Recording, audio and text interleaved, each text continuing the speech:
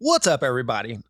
I kind of passed on a lot of dumb stuff in Clown World the last couple weeks. I kind of go through my phases where I feel dumb enough already. I don't need to participate in the clown show, but it always passes. So, okay, let's talk about the dumb stuff from the last couple weeks. Everybody already heard this story about the Blue Origin. I'm not going to go through all of it, but I'm going to talk about a couple things that I haven't heard anybody else bring up. Now, it is hilarious that this blew up in the girl bosses' faces, and it's because they tried to act like this was something extraordinary that they had done. I know some people are debating that they never went anywhere in the first place. I don't know, but I do know this video was posted 7 months ago.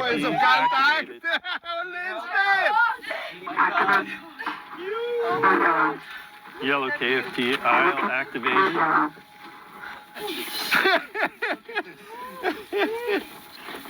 Where is space, everyone? Look out this window. Just get up there. Get up there. Look at this. Wow.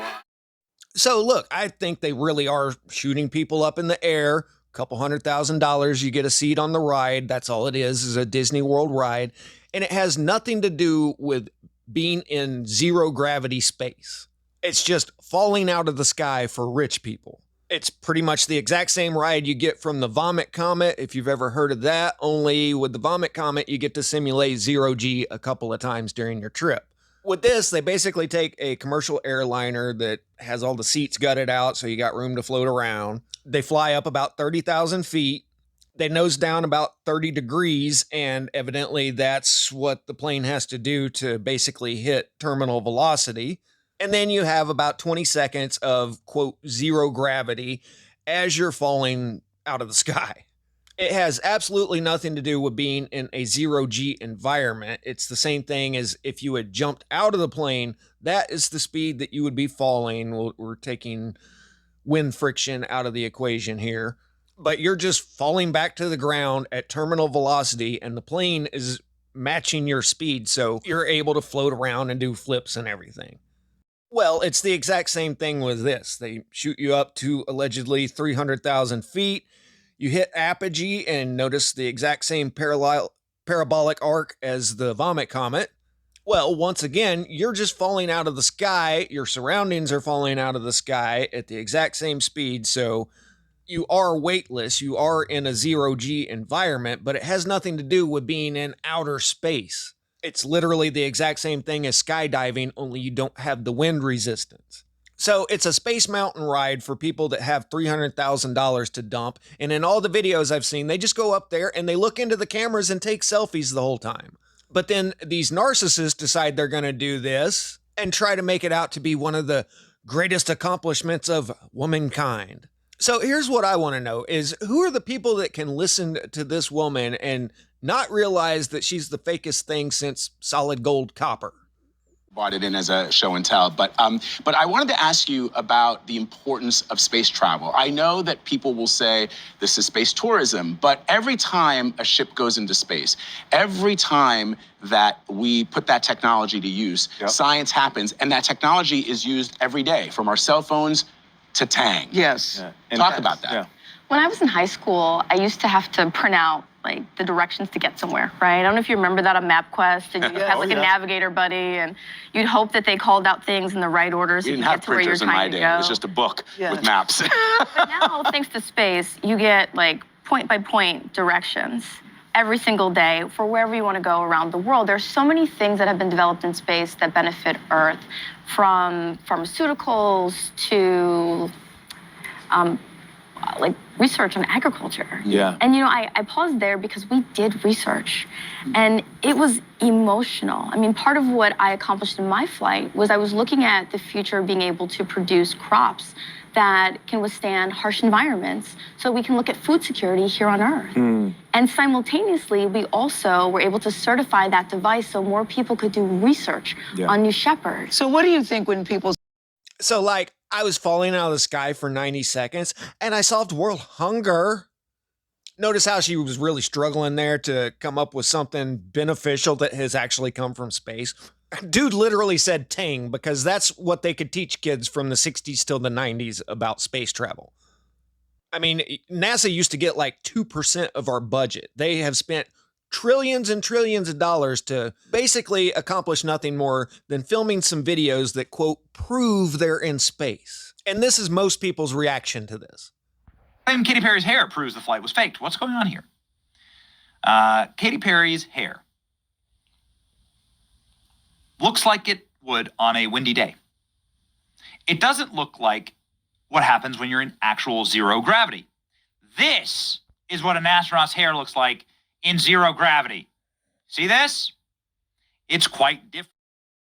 Why, yes, it is quite different, and I don't expect approved alt media like Benny Johnson or anybody else at the Daily Wire. I've done videos on how certain people are approved as the alt media, and I don't expect them to go the extra step and actually tell people the truth about this. So anyone who is on YouTube from 2005 to 2018 watched an asshole get shredded for all of their BS. They had to shut down the whole program because of what people on YouTube were exposing about it. And somehow nobody thought it was weird that they shut down a government department and handed it over to independent billionaires. I mean, this is seriously like shutting down the US Air Force and handing it over to the owner of Dave & Buster's. But nobody thought that was weird because they always control the messaging here. So when you watch these, have you guys ever noticed the strained look on their faces? Doesn't he look constipated right there? Well, you know what? Penn and Teller outed this trick on Saturday Night Live back in the 80s. And I still remember watching this live when I was a kid. This was back when you stayed up to watch Saturday Night Live because it was awesome at that time. So I'm going to show you how that went down. And I just want to say, notice that kind of same strained look on Teller's face on the right there. Okay, well, I was going to show you guys the routine there. It was a great one, but they're not playing over at Saturday Night Live. They wouldn't even let me release that with the monetization off. They just completely blocked it. So let's try going this route. I'll just describe it. They start off kind of light with a card trick, and he's got a deck of cards there, and his lower hand lets go of them, and they fall upwards into his top hand. Then he takes a single card out of the deck, holds it between his two hands, and lets go, and it just shoots straight up. Now, I got to say, this is one of the best routines of all time. So if you guys want to pause and go watch it right now before I give it away, it's worth a watch. Just type in Penn and Teller, Saturday Night Live. They've been on there several times. This is the first one that shows up, though. This is the thumbnail you're looking for. So spoiler alert, I'm about to give away the trick. And if you don't know the trick, then it's a great illusion. I mean, I was scratching my head watching this live. So next they pull a light bulb up on a cord, and then it just floats there. And, you know, it's swaying back and forth. It's just zero G kind of thing. Then they get out a doll, and it starts trying to float up. And, okay, last chance, because I'm about to give it away right here.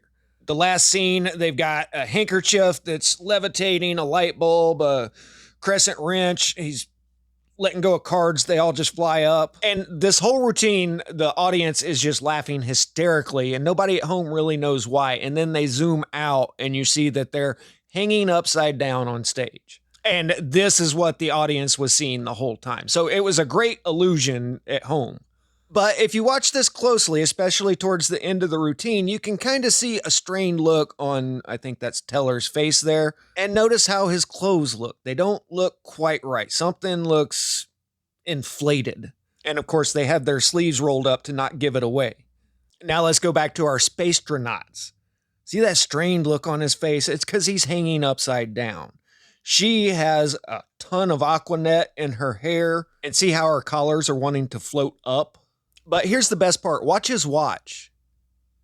This is it's only on screen for a second, so I'll play it a few times over. It's always wanting to float up. So I don't even think they're using a vomit comet here. I think they're just upside down. You can only get 20 to 30 seconds of zero G out of the vomit comet, so they'll use that for short clips, and you'll notice that a lot with these, quote, space trips is they're all really short edits. And even with this, they keep cutting back and forth really fast. But to me, once you know the trick, you can't help but notice it. That's the strained face. That's the tight clothing that wants to ride up on them and is all ill-fitting. But hey, after getting trillions of dollars of taxpayer money, you gotta have something to show the people, right?